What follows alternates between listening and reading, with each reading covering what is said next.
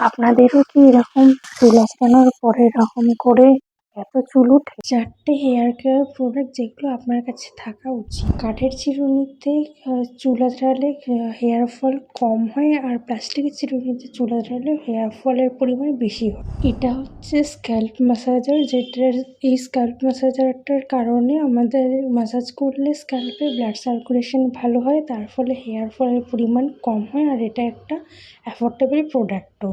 তো এটা হচ্ছে আরেকটা স্ক্যাল্প ম্যাসাজার ব্রাশ, যেটা সফট সিলিকন বেস।